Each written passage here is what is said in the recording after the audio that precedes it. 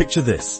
You're scrolling through property listings, dreaming of your first home, when suddenly reality hits. The mortgage application process seems more confusing than assembling furniture with missing instructions. If you've ever felt completely lost navigating the UK mortgage market in 2025, you're definitely not alone. Today, we're breaking down everything you need to know about getting a mortgage, from the absolute basics to the insider secrets that could save you thousands. I'm here to walk you through this journey step by step, because here's the truth that most people don't realize. The mortgage process doesn't have to be overwhelming. In fact, once you understand the fundamentals, you'll feel confident making one of the biggest financial decisions of your life. Whether you're a complete beginner or someone who's tried to understand mortgages before but got tangled up in all the jargon, this guide will give you clarity. Let's start with the foundation. What exactly is a mortgage? Simply put, it's a loan that's secured against a property. The word secured is crucial here because it means if you can't make your payments, the lender has the legal right to repossess your home. That might sound scary, but it's also why mortgage rates are typically much lower than other types of loans. The property acts as collateral, reducing the lender's risk. Here's where most first-time buyers get their timeline completely wrong.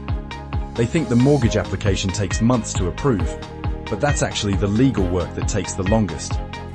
In reality, most mortgage applications get approved within just a few weeks. Understanding this distinction will save you a lot of unnecessary stress. The very first step in your mortgage journey should be speaking with a mortgage professional. Now, you have options here. You could walk into your local bank, but here's something most people don't consider. Banks only offer their own products. It's like going to one car dealership and expecting to see every vehicle on the market. A qualified mortgage broker, on the other hand, has access to deals from dozens of lenders. They can compare rates and find products that match your specific situation.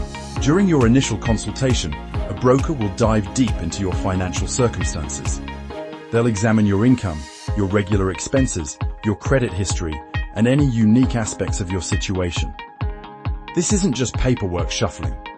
This conversation determines how much you can borrow, what it will cost you, and whether there are any potential obstacles to overcome. At the end of this consultation, you'll receive what's called an agreement in principle, or AIP. You might also see this called a mortgage in principle, or decision in principle. Don't let the different names confuse you. They're all the same thing. Think of an AIP as a provisional thumbs up from a lender. It's not a guarantee, but it shows estate agents and sellers that you're a serious buyer with the financial backing to complete a purchase. Once you have your AIP and you've found a property, that's when the real mortgage process begins. Your broker will search for the best available deal based on current market conditions. They'll handle the application paperwork and submit everything on your behalf. Meanwhile, you'll need to choose a solicitor to handle the legal aspects of your purchase. Here's a crucial point that trips up many buyers. The mortgage and legal work happen simultaneously, but they move at different speeds. Your mortgage might be approved in 2 weeks, but the legal work typically takes much longer. This is where that 3-month timeline actually comes from, and it's why having realistic expectations matters. Every mortgage application must pass 3 key tests. First is the credit check, where the lender's computer system reviews your borrowing history. Second is the property valuation, where they confirm the home is worth what you're paying and is in reasonable condition. Third is underwriting, where a human reviews your application to ensure everything meets their criteria.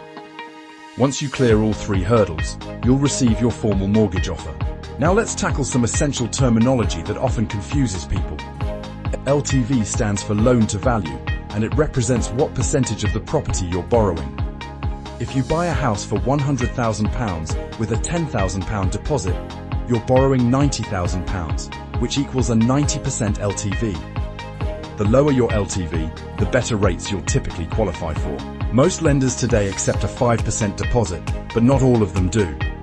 Every additional 5% you can put down usually unlocks better interest rates and more flexible lending criteria. If you're struggling with credit issues on a 5% deposit, you might find success with a 10 or 15% deposit instead. Here's where terminology gets tricky. People often confuse term with product or scheme. Your mortgage term is the total number of years you'll spread the debt over. This might be 25, 30, or even 35 years. Your product or scheme, however, is your specific interest rate deal, which typically lasts for just 2, 3, or 5 years. Think of it this way. You might have a 35-year mortgage term, but you'll probably have 7 different interest rate products over that time period. When each product expires, you'll remortgage to find a new deal.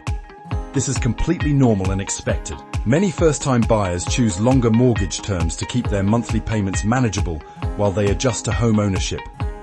The beauty is, you're not locked into that term forever. You can overpay to clear the mortgage faster, or reduce the term when you remortgage in the future. Let's talk about fees, specifically arrangement fees. These are charges attached to mortgage products, typically around £1,000 for the lowest interest rates. Before you panic about another cost, understand that these fees can usually be added to your mortgage rather than paid up front. More importantly, your broker will only recommend a product with a fee if the lower interest rate saves you more money than the fee costs. The mortgage valuation is mandatory and usually free or very low cost. This is just the lender checking that the property is worth what you're paying. A survey is different and optional. This is a more detailed inspection that you might choose to pay for to identify any potential problems with the property before you commit to buying. Finally, let's discuss protection insurance. Buildings insurance is mandatory and will be arranged before completion. Life and illness insurance isn't required by law, but it's worth serious consideration. If something happens to you, this insurance can help maintain or clear your mortgage payments, protecting your family's financial security. The key insight about protection insurance is timing. When you're young and healthy, premiums are at their lowest and can be locked in for the entire mortgage term. Waiting until you're older or have health issues will make cover much more expensive or potentially impossible to obtain. Here's what many people get wrong about mortgage applications. They think it's all about passing or failing some mysterious test. In reality, it's about finding the right lender for your specific circumstances. Different lenders have different strengths. Some specialize in self-employed borrowers, others in people with complicated credit histories, and some focus purely on straightforward employed applicants. This is exactly why speaking with a broker makes such a difference. They understand which lenders are most likely to approve your specific situation. Instead of applying randomly and potentially getting declined, they can guide you toward lenders where you have the highest chance of success. The mortgage market in 2025 offers more flexibility than ever before. Some lenders now offer terms extending to 40 years or even longer for younger borrowers. Others have introduced innovative products for people with irregular incomes or those buying non-standard properties. The key is knowing which options exist and which ones suit your needs. Remember, getting a mortgage isn't just about borrowing money to buy a house. It's about finding a financial product that fits comfortably within your budget and lifestyle for years to come. The decisions you make during the application process will affect your finances for potentially decades. Your mortgage journey doesn't end when you get the keys to your new home. Plan ahead for remortgaging every few years and stay aware of how your financial situation might change over time. Life events like career changes, starting a family, or even wanting to renovate your home can all impact your mortgage needs. The most successful mortgage applicants are those who approach the process as a learning experience rather than a hurdle to overcome. Take time to understand the terminology, ask questions when something doesn't make sense, and remember that mortgage professionals are there to guide you through every step. If you're feeling ready to start your mortgage journey, your next step is simple. Book that initial consultation with a qualified mortgage broker.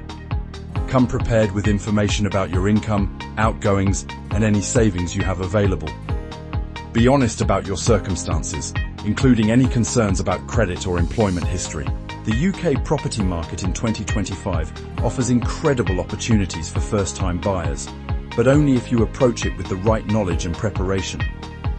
Don't let fear or confusion hold you back from achieving your home ownership goals. With the right guidance and understanding, you'll be holding your keys sooner than you think.